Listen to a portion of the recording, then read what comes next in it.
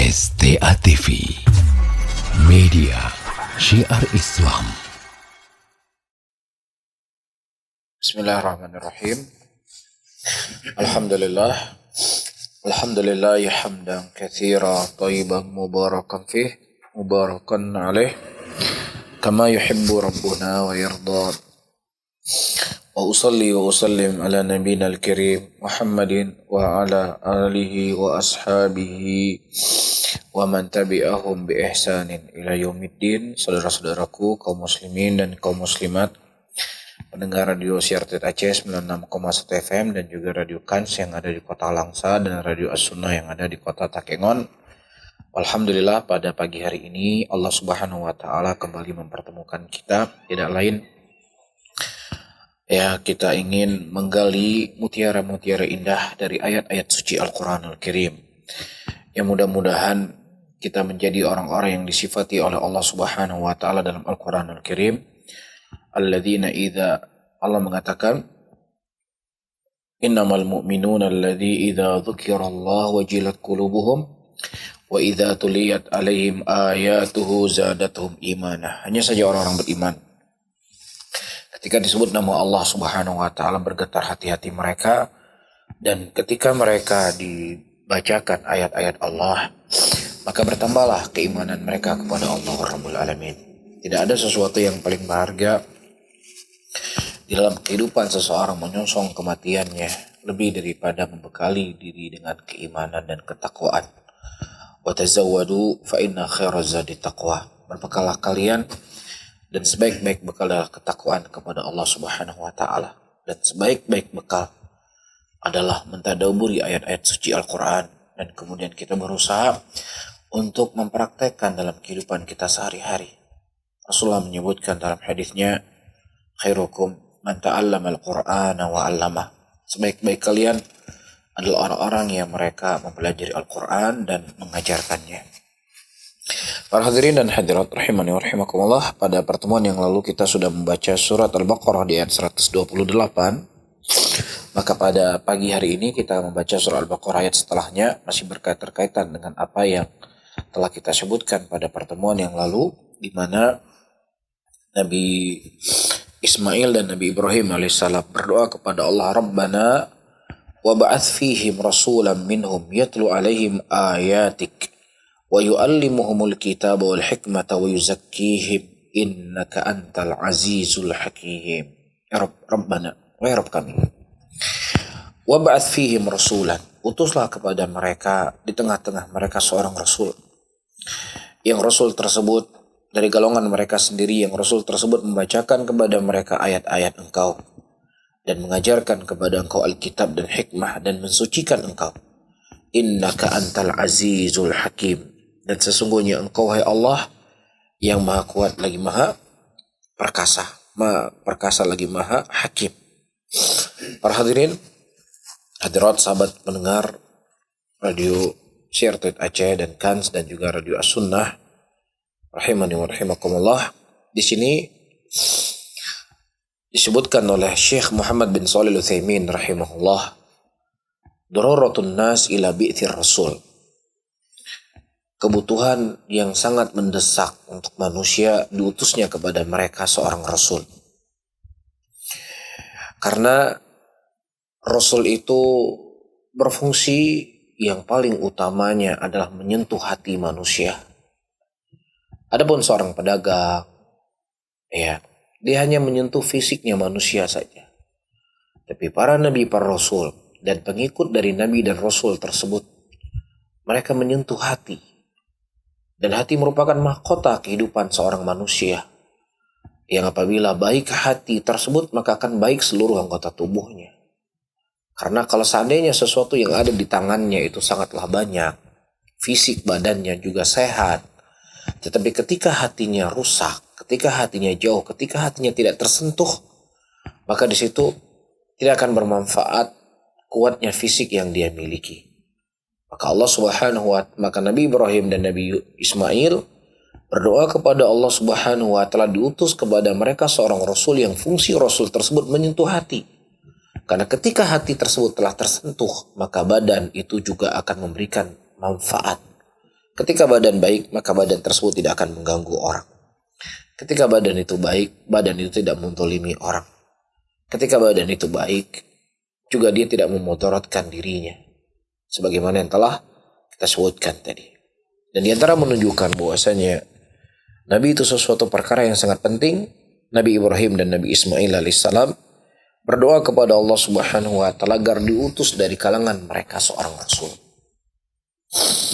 Dan juga di sini faedah selanjutnya, anna kaunar rasul minhu aqrab ila qabul da'watih.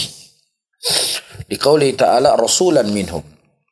Kenapa ini mintanya seorang rasul?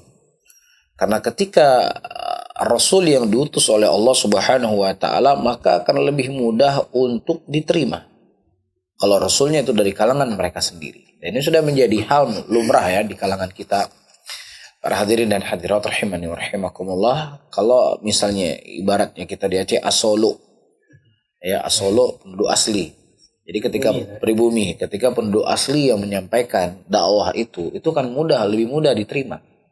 Ya Abutullah misalnya pergi pulang ke Gayo Luwes, Abutullah yang menyampaikan dakwah di sana lebih mudah diterima dibandingkan saya yang bukan orang Gayo Luwes. Ya dia bisa menggunakan bahasa daerahnya, dia bisa menggunakan bahasa keibuannya, dia juga bisa mengerti tentang seluk-beluk, apa saja yang mudah, apa saja yang dia sampaikan dengan apa yang dicintai oleh masyarakat tersebut.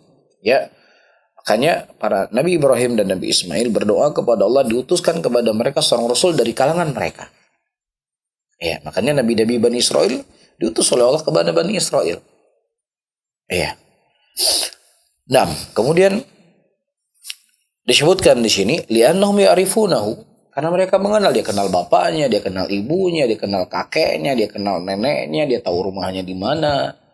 Jadi kita tahu dia ini orang baik, kita tahu keturunannya orang-orang baik. Jadi ketika apa yang disampaikan sesuatu yang baik insya Allah, bukan orang yang datang dari luar yang nggak dia kenal siapa bapaknya, siapa ibunya, siapa kakeknya, siapa neneknya, apa nasabnya, di mana anak siapa, di mana rumahnya, dan seterusnya.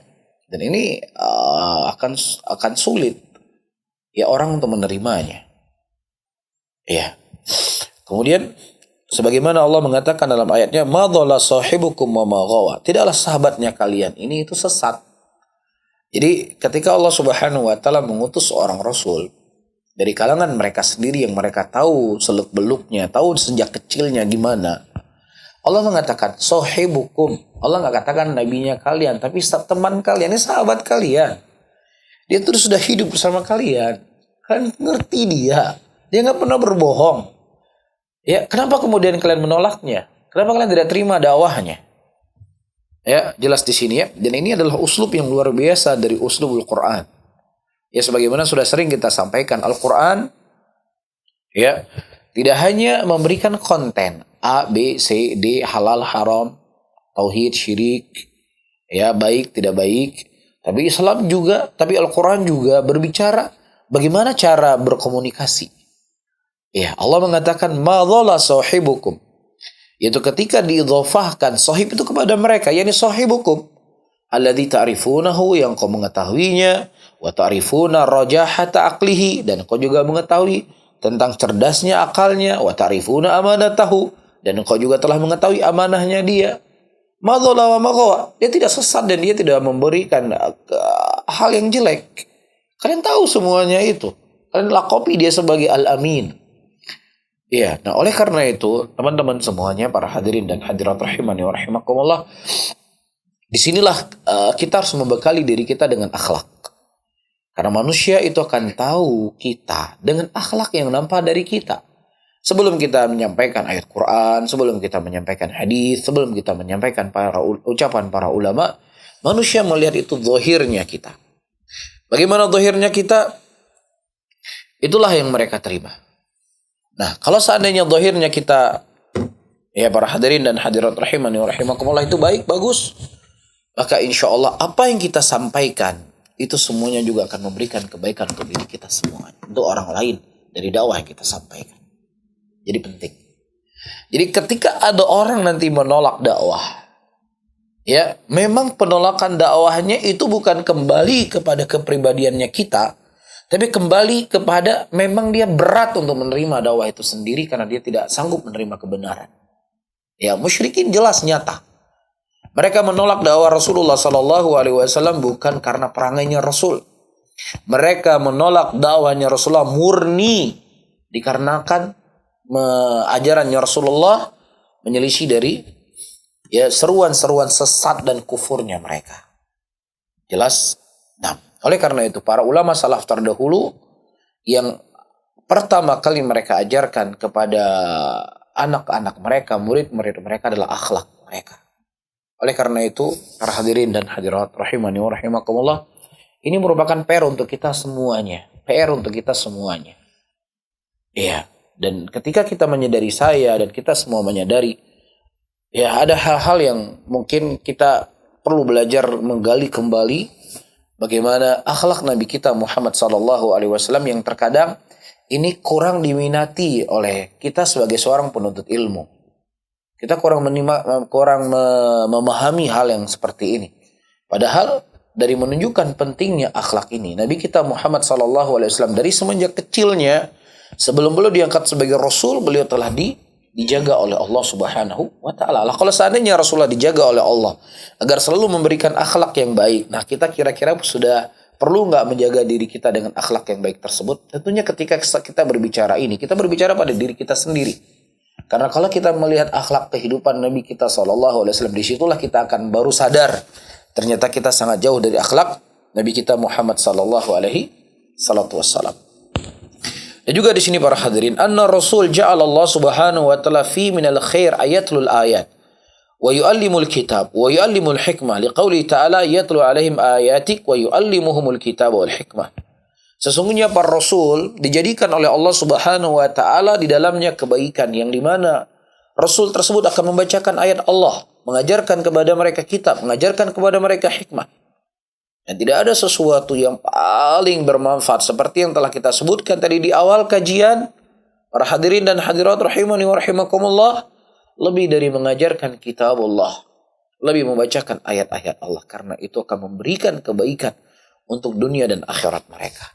Dan juga di sini para hadirin dan hadirat rahimani wa rahimakumullah, anna ma jaa bihi an-nabiy sallallahu alaihi wasallam yuzakkil akhlaq wa yutahhiruha min kulli radhilah. Dan apa yang datang dari Nabi kita Muhammad sallallahu alaihi wasallam itu mensucikan akhlak. Ya, dan juga mensucikan mereka dari sesuatu yang jelek. Sebagaimana ucapan Nabi sallallahu alaihi wasallam, "Inna ma bu'ithtu liutammimal makarimal akhlaq." Sesungguhnya aku diutus oleh Allah untuk menyempurnakan akhlak. Ya. Di antara akhlaknya adalah akhlak dengan Allah. Dan juga akhlak dengan manusia. Dan juga dengan akhlak dengan makhluk-makhluk Allah yang lainnya. Jadi Islam ini bukan hanya mengajarkan bagaimana kita berakhlak kepada manusia. Kepada hewan, kepada tumbuh-tumbuhan. Itu diajarkan oleh Islam bagaimana cara kita berakhlak kepada mereka. Dan akhlak puncak, akhlak yang paling tertinggi adalah akhlak kepada Allah Subhanahu wa Ta'ala. Ya, di antara disebutkan oleh Allah dalam Al-Quran, bagaimana para nabi dan rasul berakhlak kepada Allah. Ketika Allah mengatakan kepada Isa, Akulta linnas, apakah wahai Isa engkau berkata kepada manusia untuk mengambil engkau dan ibumu sebagai Tuhan yang disembah selain Allah? Apa jawaban Nabi Isa? Nabi Isa tidak menjawab, oh tidak ya Allah, saya nggak menyuruh itu ya Allah. Enggak. Nabi Isa menjawab, ya, in kuntu qultahu, kalau seandainya aku mengucapkannya, engkau telah mengetahui wahai Allah. Jadi beliau tidak mengatakan, oh enggak pernah saya ucapkan seperti itu. Ya, beliau mengatakan, kalau seandainya aku mengucapkan itu ya Allah, engkau telah mengetahui apa yang aku ucapkan. Ta'lamu ma fi nafsi wa la a'lamu ma fi nafsik. Engkau mengetahui apa yang ada pada diriku dan aku tidak mengetahui apa yang ada pada dirimu. Subhanallah ya, indah sekali apa yang Allah Subhanahu wa Ta'ala ajarkan kepada kita di dalam Al-Quran, bagaimana cara kita berakhlak kepada Allah dan bagaimana pula kita berakhlak kepada manusia. Wa hakadha kanat syari'atul Rasul sallallahu alaihi wasallam tanmiyatul akhlaq al-fadilah wa tathiran min kulli radhilah. Dan demikianlah syariatnya Rasulullah sallallahu alaihi wasallam untuk menumbuhkan akhlak yang mulia dan mensucikan dari segala kejelekan. Fa huwa ya'muru bil bir. Islam itu, Rasul itu diutus oleh Allah mengajak kepada kebaikan, mengajak kepada yang ma'ruf, mengajak kepada menyambung tali silaturahmi, mengajak kepada kejujuran, mengajak dari segala kebaikan. Dan Islam juga melarang kita dari hal-hal yang jelek. Ya, yang sifatnya durhaka, permusuhan, memutus tali silaturahmi, berbohong, berdusta, itu semuanya dilarang dalam agama kita. Oleh karena itu, tidaklah agama itu datang kepada kita para hadirin dan hadirat kecuali membawa kesucian. Ya, disebutkan di sini oleh Syekh, wa halun nas min qabl al-Islam binisbah lil ibadah la tas'al. Kalau kita melihat kondisi keadaan manusia sebelum diutusnya Rasulullah sallallahu alaihi wasallam, kalau dilihat dari sisi ibadah mereka kepada Allah tidak perlu kau tanya. Di dalamnya kesyirikan dan kekufuran. Wa min nisbal ahwal ijtimaiyah la tusal aidan an halihim. Begitu juga ketika engkau bertanya keadaan perkumpulan mereka, bermasyarakatnya mereka juga jangan kau tanya bagaimana keadaan mereka. Yang kuat memakan yang lemah, yang kaya menindas yang fakir. Mereka memakan riba, yughayyir ba'dhum 'ala ba'din, ya mereka mengubah wa ta'ayyaruna bil ansab, mereka mengubah nasab-nasab, mereka menyeru dengan seruan-seruan jahiliyah. Kehidupan yang kacau balau, kehidupan yang carut marut, kehidupan yang jauh daripada nilai-nilai kemanusiaan dan nilai-nilai kebaikan. Iya, jal Islam, kemudian datang Islam. Datang Nabi kita Muhammad sallallahu alaihi wasallam, hadama kulla hadza. Menghancurkan semua hal-hal yang jelek tadi. Wa man tadabbur tarikh qabla bi'tsati sallallahu alaihi wasallam wa ba'dahu ulimal farqul 'azim baina halin nas qabla bi'tsah. Jadi kalau seandainya orang-orang mengikuti sejarah bagaimana keadaan manusia sebelum diutusnya Rasul dan setelah diutusnya Rasul, maka dia akan melihat perselisihan yang sangat jauh antara langit dengan bumi. Ya, karena apa? Karena didatangkan kepada mereka sesuatu yang suci. Ayat Allah dibacakan. Diajarkan Alkitab. Diajarkan kepada mereka hikmah. Dan subhanallah, terkadang kondisi kehidupan manusia hari ini. Kita berbicara dari sisi akhlak ya. Kita nggak berbicara dari sisi agama. Kita berbicara dari sisi akhlak. Yang lemah semakin lemah. Yang kuat semakin kuat. Ya, yang lemah semakin digeser, semakin digusur. Dizolimi. Yang kuat dia selalu aman daripada hal-hal yang bisa merugikan dirinya dalam keadaan sebenarnya dia harus dirugikan. Ini sebenarnya para hadirin dan hadirat telah diperangi oleh Nabi kita Muhammad sallallahu alaihi wasallam.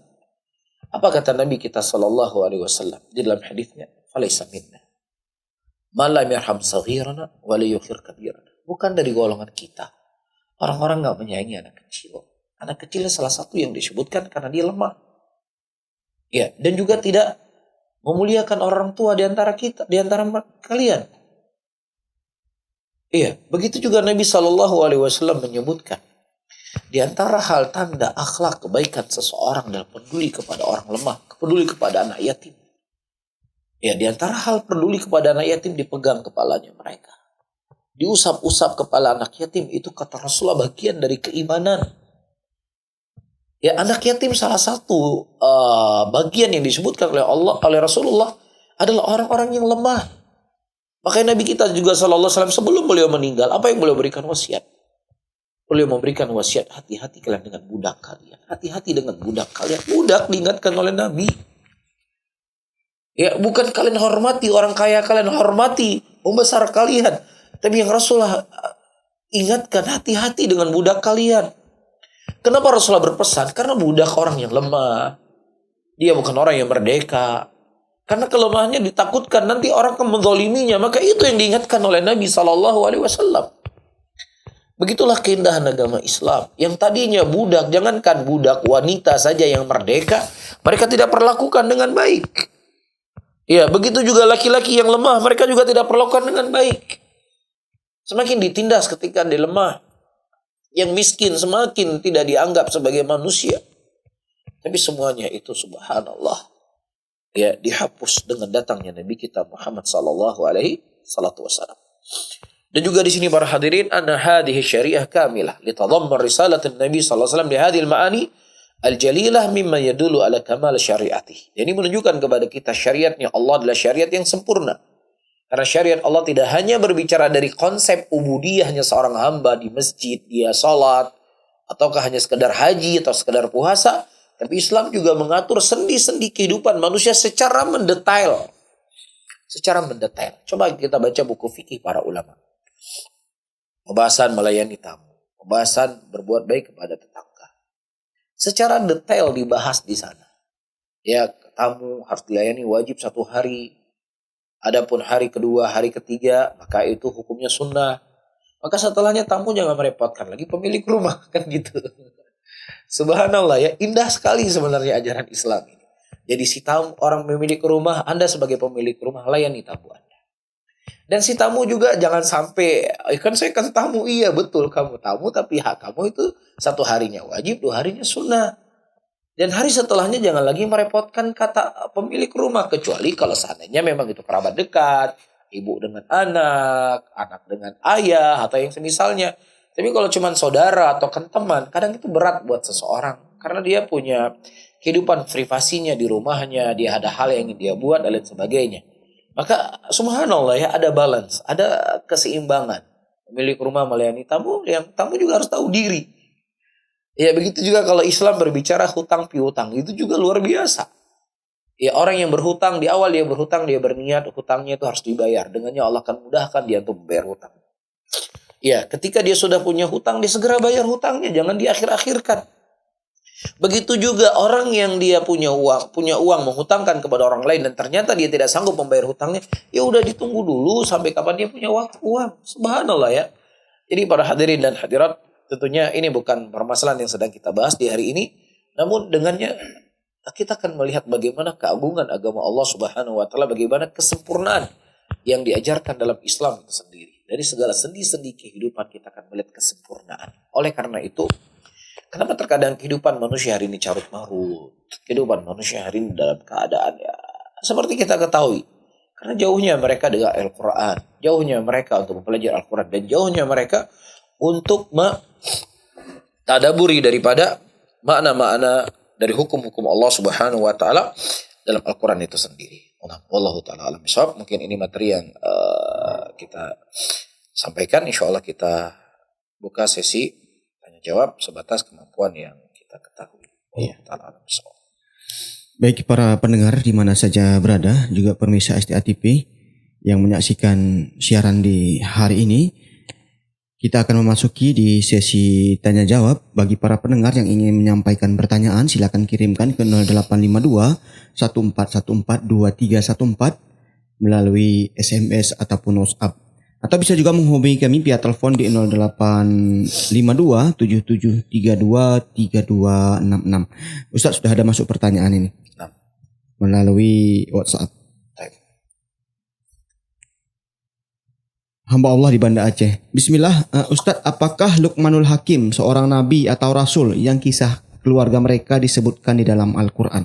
Wallahu a'lam bishawab. Sepengetahuan yang saya ketahui, beliau bukan seorang nabi, bukan seorang rasul, tapi beliau seorang laki-laki yang saleh. Laki-laki yang memiliki hikmah, ya, yang mana dia berpesan kepada anaknya, ya bunai la tusyrik billah, inna syirka la dzulmun adzim. Wahai anak kecil, wahai anakku, jangan kau berbuat syirik kepada Allah, karena syirik itu merupakan dosa yang sangat besar. Dan juga Allah menyebutkan sebuah ayat di dalam Al-Quranul Karim ketika Nabi Yakub alaihissalam, beliau memberikan wasiat kepada anaknya. Apa wasiat anaknya? Apa beliau berikan wasiat kepada anaknya? Ya, idh qala li banihi ma ta'buduna min ba'di. Apa yang kalian sembah setelah kematianku? Anak yang berkata, qalu na'budu ilahaka wa ilaha abaik. Kami akan menyembah Tuhanmu dan Tuhannya bapak-bapak. Yaitu Allah Subhanahu wa taala. Subhanallah.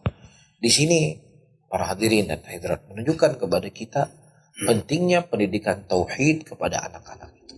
Tauhid itu bukan hanya diajarkan kepada orang tua, tapi dari semenjak kecil anak itu diajarkan tauhid kepada Allah Subhanahu wa taala. Ya, jangan anak-anak itu diajarin, awas hati-hati ada hantu nanti. Yang nama op, nama op. Itu kan dia sudah mengajarkan anak-anak itu untuk takut kepada maop, nggak takut sama Allah. Ini merupakan pendidikan yang sangat fatal dan sangat dampak jelek bagi pertumbuhan anak-anak itu sendiri. Ya, oleh karena itu, para hadirin dan hadirat rahimani wa rahimakumullah, ini perlu pentingnya bagi kita mendidik anak-anak itu di atas ilmu. Ya sehingga anak-anak sekarang ya dia datang ke kuburan takut nanti muncul hantu, semuanya berhantu, ini hantu, ini hantu, ini hantu. Ini tidak lain karena didikan orang tua atau orang tua dia lepas kontrol yang kemudian menjadi tontonan anak-anaknya adalah film-film horor, film-film hantu yang kemudian menipisnya rasa takut mereka kepada Allah sehingga takutnya kepada hal-hal yang sebenarnya itu adalah sesuatu yang lemah yang tidak punya kekuatan sama sekali. Jadi ini hal yang penting untuk dididik anak tersebut di atas tauhid kepada Allah Rabbul Alamin. Nah, kesimpulannya Luqmanul Hakim bukan nabi dan bukan rasul Ustaz, tapi orang yang soleh yang Allah sebutkan dalam Al-Quran. Baik. Pertanyaan selanjutnya Ustaz. Dari penjelasan Ustadz tadi ada isme yang positif, yaitu pendapat dari kalangan kita sendiri lebih mudah diterima. Namun sebagian orang memaknai hal ini salah sehingga menolak Islam dengan alasan budaya Arab. Ini bagaimana Ustadz? Baik, para hadirin dan hadirat rahimani wa rahimakumullah. Budaya Arab, ya kalau kita melihat sendiri budaya Arab, kita sudah sebutkan tadi apa budayanya Arab tadi sebelum diutusnya Rasulullah. Bohong, yang kuat, yang keras, menindas yang lemah, ya, dan mereka membunuh anak-anak wanita. Itu adatnya orang-orang jahiliyah. Kemudian datang Nabi SAW menghapus budaya dan adat itu semuanya, karena itu menyelisih daripada syariat Islam itu sendiri. Ya, jadi itulah yang dimunculkan oleh orang-orang Islam Nusantara, yang mana salah satu slogan yang mereka ucapkan, baiknya sebuah negara ketika baiknya budaya bukan agamanya. Ini adalah kalimat yang sebenarnya racun. Di dalamnya ingin menolak Islam dari alanya Rasulullah SAW. Apa yang mereka inginkan? Ketika dia bicara bahwasanya yang paling penting adalah budaya. Nah, budaya di sinilah budaya kita di Nusantara ini. Inilah budaya yang paling hebat. Ketika kita menghidupkan budaya Nusantara, disitulah kehebatan kita. Faham di sini. Jadi sebenarnya dia ingin menolak Islam. Cuman dengan nama yang halus. Kalau dia mengatakan Islam nggak bisa kami pakai, orang mungkin akan paham ini ucapan kufur. Tetapi ketika dia mengatakan bahwasanya budaya, etika Indonesia begitu, begini dan begini dan begini, sehingga budaya inilah yang perlu untuk kita hidupkan, ya, dan seterusnya, sehingga mereka ingin melepaskan diri mereka dari agama, ikatan agama sedikit demi sedikit. Ya, yang larinya nanti mulai dari pakaian dulu. Apa dalam masalah pakaian? Ya, dalam pakaian dalam budaya Indonesia pakai kebaya, kan seperti itu. Ya sudah, mulai dari hal-hal yang bentuknya hal seperti itu. Para hadirin dan hadirat rahimani wa rahimakumullah. Sehingga perlu ada hal-hal yang memang sifatnya itu budaya Arab, ya. Tetapi bersamaan dengan itu lebih baik daripada budaya Barat, kan seperti itu. Ya, tetapi apa yang kita datang dari Nabi kita Muhammad SAW secara hukum asalnya adalah peletakan syariat itu sendiri. Nah, wallahu alam bissawab. Pertanyaan selanjutnya Ustaz. Bagaimana sikap kita di akhir-akhir ini lagi viral, ada pemuda yang mengaku nabi yang ke-26 dan dia sendiri adalah agama non-muslim atau Kristen.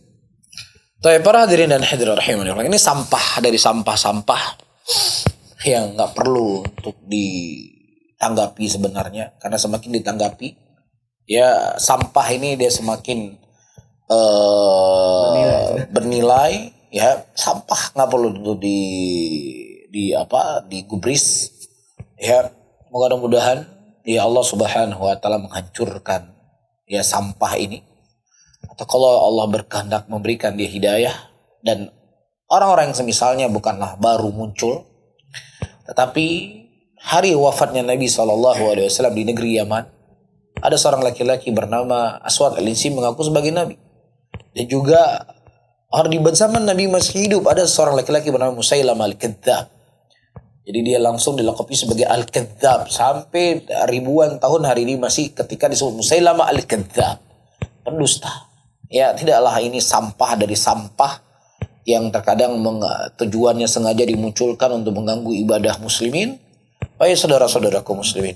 Nah, hal seperti ini akan terus muncul, sampah-sampah seperti ini. Dan insya Allah tidak ada harganya sedikit pun di mata muslimin. Dengan indahnya agama Allah, dengan sejuknya agama Allah, dan kebohongan dan kedustaan yang sangat jelas dan nyata apa yang diucapkan oleh sampah ini. Wallahu a'lam bishawab. Pertanyaan selanjutnya Ustaz, ini dari Afif di Pulau Nasi. Selamat pagi dan semoga Assalamualaikum. warga. Assalamualaikum warahmatullahi wabarakatuh kepada para pendengar di Pulau Nasi. Ya, ini selalu istiqomah nih Ustaz. Pertanyaan dari sana. Baik. Pertanyaannya Ustaz, Ana mau bertanya, kenapa sebagian besar umat Islam terlalu melebih-lebihkan Syekh Abdul Qadir Jailani? Sebenarnya siapa beliau, Ustaz? Tapi mungkin insya Allah akan jadi sebuah pembahasan kita nanti Abu Talha di radio untuk kita berbicara sedikit biografi Syekh Abdul Qadir Jailani rahimahullah. Sehingga ada kesan mungkin sebagian orang, wah nyan ulama awaknya nyan. Akhirnya dia terkadang mencela ulama tersebut. Atau yang satunya terlalu memuja-muja sehingga terkadang memposisikannya di atas kedudukan para nabi dan rasul. Jadi dengan kita membaca biografi beliau, insya Allah akan lebih membuat kita mencintai beliau dengan cinta yang benar, bukan dengan cinta yang salah. Nah, Allah SWT. Pertanyaan selanjutnya Ustaz, seperti yang Ustaz sampaikan, cara berdakwah ke masyarakat banyak dengan mengajak orang tertua, dalam kurung ketua suku Ustaz. Di kalangan mereka, apakah bisa kita terapkan di daerah kita yang dimana kita sama-sama beragama Islam Ustaz, tetapi sebagian mereka berbuat perkara yang di luar sunnah Ustaz? Tapi saudara-saudaraku muslimin dan muslimat rahimani wa rahimakumullah, dakwah itu ada dua. Ada dakwah mengajak untuk masuk Islam, ada dakwah mengajak untuk menerapkan Islam itu sendiri dari muslimin. Ya. Kalau kita melihat dari fase Mekah, dakwahnya Nabi SAW mengajak orang luar Islam ke dalam Islam. Sembari juga mendidik orang Islam itu supaya lebih kokoh dengan keislamannya. Begitu juga fase Madinah. Fase Madinah itu lebih kepada penerapan orang Islam kepada Islamnya itu sendiri. Kenapa? Ayat-ayat Madaniyah kalau kita lihat, ayat tentang zakat, tentang puasa, tentang haji, sholat, walaupun sholat sudah diwajibkan sebelum Rasulullah hijrah ke kota Madinah, ini menunjukkan apa? Pendidikan kepada orang Islam. Jadi orang Islam itu juga butuh pendidikan. Orang Islam itu perlu juga diajarkan tentang Islam itu sendiri apa. Ya, maka bukan berarti orang yang kita dakwahi, hai kepen dakwah dalamnya ke Islam. Orang Islam itu juga butuh dakwah, dia harus belajar, menuntut ilmu sebagaimana Rasulullah mendidik para sahabatnya. Rasulullah kan mendidik sahabatnya sampai mereka menjadi seorang Abu Bakar As-Siddiq, menjadi seorang Umar bin Khattab, menjadi Utsman bin Affan dan seterusnya dari sahabat yang lainnya. Ya, dan ini adalah hal yang penting. Ya, ketika kita bisa mendakwahkan para petinggi-petinggi tersebut dan kemudian mereka bisa masuk Islam atau mereka bisa mencintai daripada sunnah itu sendiri, maka ini akan memberikan pengaruh yang besar bagi orang yang mereka ikuti tadi. Karena dia orang yang diikuti oleh manusia seperti Mus'ab bin bin Umair ketika beliau datang ke kota Madinah, beliau disarankan untuk bisa mendakwahi Sa'ad bin Mu'ad. Ketika beliau ingin mendakwahi Sa'ad bin Mu'ad dan Sa'ad bin Mu'ad masuk Islam, hampir seluruh kabilah-kabilah yang dipimpin oleh Sa'ad bin Mu'ad mereka masuk Islam. Dan itu kabilah yang terbesar pada waktu itu di kota Madinah. Sehingga hampir penduduk kota Madinah pada waktu itu semuanya masuk Islam. Ya, ini taktik yang perlu untuk kita kedepankan. Jadi bukan sesuatu yang tercela. Ketika seseorang mendatangi pemimpin, mendatangi orang-orang besar di kampung, kepala desa, kesi, ketua ini, ketua itu, dia utarakan ini Islaman saya begini, atau ini sunnah Nabi begini dan begini. Ya, dan tentunya terkadang itu kan lebih mudah ketika misalnya dia adalah asolo di situ. Oh, dia merantau, oh dia lu anaknya si fulan, dia dulu SD-nya di sini, SMP-nya di sini, kemudian dia sudah pergi kuliah keluar kota, alhamdulillah dia bawa ilmu dunianya, dia bawa juga ilmu akhirat. Jadi itu kan lebih mudah diterima. Ya, Allah. Pertanyaan selanjutnya Ustaz, kita ketahui bersama bahwa pemerintah Arab Saudi dan negara Saudi sangat makmur. Dan mereka juga adalah orang-orang yang dermawan Ustaz. Apa rahasianya sehingga negara tersebut maju seperti itu? Ataupun sebagian media mendustakannya. Ini bagaimana Ustaz? Para hadirin dan hadirat rahimani wa rahimakumullah. Pertama, semoga Allah Subhanahu wa taala menjaga Arab Saudi, menjaga pemimpin di sana dan ulama di sana dan juga semua negeri-negeri muslimin. Amin ya rabbal alamin. Dan Arab Saudi adalah sebuah negeri yang maju dan juga modern. Mereka tidak hanya maju, tetapi juga sangat modern. Ya, modern dalam arti kata bukan bahasa konotasinya jelek ya, tapi modern, aturannya jalan, fasilitasnya juga bagus, dan juga lalu lintasnya itu ketat. Yaitu kalau istilahnya kalau kita mau parkir, ya istilahnya polisi nggak perlu datangin buat surat tilang berdebat sana sini sampai berbuih-buih mulutnya. Ya, salah parkir saja kita duduk 3 menit langsung masuk ke HP, denda sekian. Semuanya serba elektronik. Hampir mereka tuh nggak pegang ATM, semuanya di HP. STNK, semua itu sudah di HP. Jadi kalau kita lihat di negara-negara maju di Eropa, ternyata Saudi juga kehidupannya sudah sangat modern. Dan juga masyarakatnya itu masyarakat yang modern. Dan arti kata, kenapa terkadang terjadi kesesuaian antara pemilik rumah dengan pembantu yang bekerja di tempat mereka sebagian. Itu kan hanya pada kasusnya sedikit dibandingkan baiknya mereka dalam bermuamalah dengan pembantu mereka. Nah, terkadang sebagian orang-orang yang mereka punya perusahaan untuk mengambil para pekerja, itu mereka tidak dididik bahwasanya orang Arab Saudi itu kehidupannya itu modern. Keluarganya keluarga modern. Sehingga butuh mereka punya pendidikan bagaimana cara berinteraksi dengan tuannya di sana. Iya, jadi ketika mereka cuma sekedar diambil kerja, udah kerja di sana nggak ngerti apa-apa, nggak mengerti ini, nggak mengerti cara ini dan itu, mungkin disitulah terjadi clash, terjadi jurang dan semisalnya. Ya, namun para hadirin dan hadirat, apa sebenarnya konsep atau sebab kesuksesannya mereka? Allah mengatakan dalam ayatnya, wa'adallahu alladhina amanu minkum wa amilus solihat la yastakhlifannahum fil ardi kama istakhlafal ladzina min qablihim. Dan Allah berjanji kepada orang beriman dan beramal soleh untuk diberikan kepada mereka kekhalifahan maksudnya kepemimpinan, ya kekuatan. Dan Allah Subhanahu wa taala menguatkan agama mereka. Ya, kapan itu? Ya budunani la yusyriku bi syai'a. Ketika mereka hanya menyembah kepadaku dan tidak menyekutukan aku dengan sesuatu apapun. Disitulah kekuatan yang Allah berikan. Disitulah kemakmuran yang Allah berikan pada tauhid itu sendiri. Lau anna ahlal qura amanu wattaqau lafatahna alaihim barakati minas samai wal ard. Kalau seandainya penduduk sebuah negeri beriman dan bertakwa kepada Allah Subhanahu wa taala, niscaya mereka akan diberikan keberkahan dari langit dan dari bumi. Jadi ketika hati seseorang bergantung kepada Allah dengan mentauhidkan kepadanya dan tidak berbuat syirik kepada Allah, itulah sumber dari kesuksesannya mereka. Dari sisi dunianya mereka kuat, dari sisi agamanya juga mereka kuat. Ya, setiap sholat 5 waktu semua toko itu harus ditutup. Ya, dan tidak ada istilahnya suap-suap. Ya, ketika di sana ada toko yang nggak tutup, ada yang sesuatu fasilitas langsung di-cancel. Langsung ditutup dan semisalnya. Ya, jadi aturan di sana jalan. Aturannya jalan. Berlalu lintas jalan, semua jalan.